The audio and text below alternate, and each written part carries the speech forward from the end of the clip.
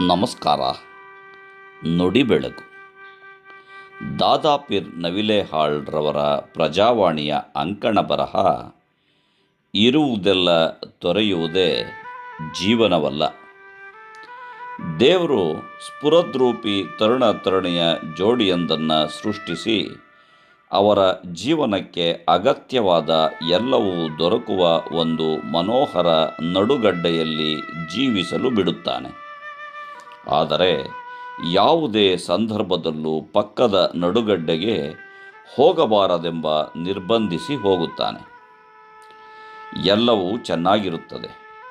ಕೆಲವು ದಿನಗಳು ಕಳೆಯುತ್ತವೆ. ಒಂದು ದಿನ ಆ ತರುಣ ಪಕ್ಕದ ನಡುಗಡ್ಡೆ ನೋಡಲು ಹೋಗಿ ಅಲ್ಲಿನ ಅಪೂರ್ವ ಸೌಂದರ್ಯಕ್ಕೆ ಮರಳಾಗುತ್ತಾನೆ. ತನ್ನ ಸಂಗಾತಿಗೆ ಇದನ್ನು ತೋರಿಸಬೇಕು, ಅವಳೊಂದಿಗೆ ನಲಿಯಬೇಕು ಎಂದು ಹಿಂತಿರುಗಿ ಬಂದು ಅವಳ ಕೈ ಹಿಡಿದು ಬಾ ಅಲ್ಲಿಗೆ ಹೋಗೋಣ ಅಂತ ಕರೆಯುತ್ತಾನೆ. ದೇವರ ಆದೇಶವನ್ನು ಮೀರುವುದು ತಪ್ಪು.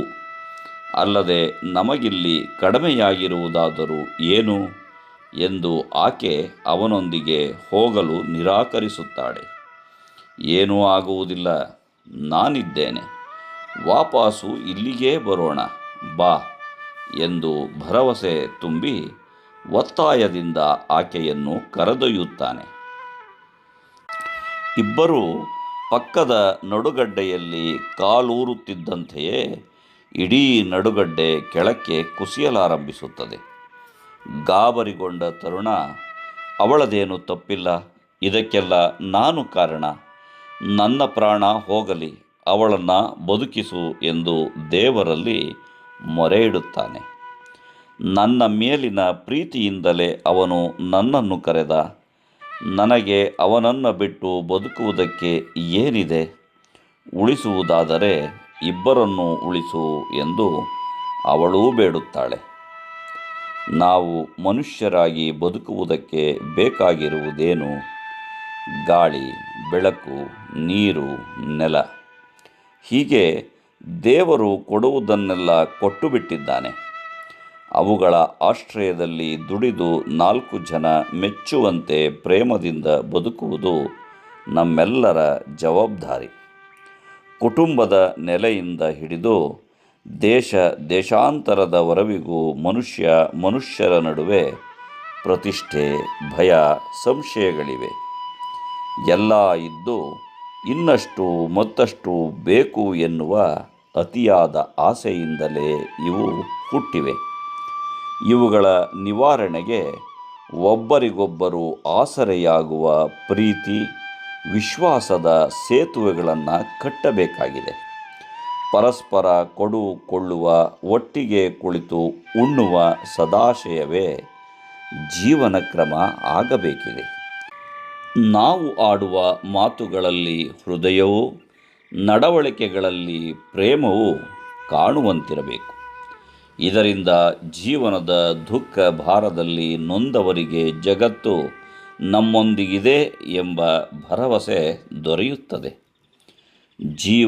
ಜೀವಗಳು ನಿಷ್ಕಾರಣ ಪ್ರೇಮವನ್ನು ಅನುಭವಿಸಬೇಕೆಂದರೆ ದಾಂಪತ್ಯವಿರಲಿ, ನೆರೆಹೊರೆ ಇರಲಿ, ಒಳ್ಳೆಯ ಕಾರಣಗಳಿಗಾಗಿ ಒಬ್ಬರನ್ನೊಬ್ಬರು ಬಿಟ್ಟುಕೊಡಬಾರದು.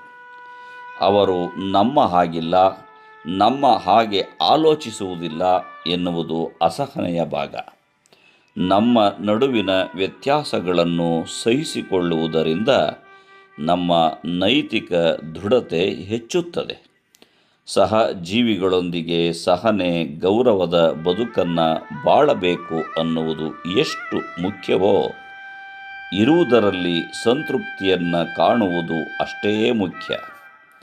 ನಂದನದ ತುಣುಕೊಂದು ಬಿದ್ದಂತಿರುವ ನಮ್ಮ ಮನೆ, ಸಂಸಾರ, ಊರು ಕೇರಿ ನಾಡಿನಲ್ಲಿ ತೃಪ್ತಿಯನ್ನು, ಆನಂದವನ್ನು ಸವಿಯಬೇಕು. ಇರುವುದೆಲ್ಲವ ಬಿಟ್ಟು ಇರದುದರೆಡೆಗೆ ತುಡಿಯುವುದೇ ಜೀವನವಾಗಬೇಕಿಲ್ಲ. ನಾವು ಇರುವ ಜಾಗದಲ್ಲಿಯೇ ನಾಚುವಂತಹ ಆಹ್ಲಾದಕರವಾದ ಸಮಾನ ಅಭಿರುಚಿಗಳನ್ನು ಬೆಳೆಸಿಕೊಳ್ಳಲು ಪ್ರಯತ್ನಿಸುತ್ತಾ ಮುಂದೆ ಸಾಗಬೇಕು.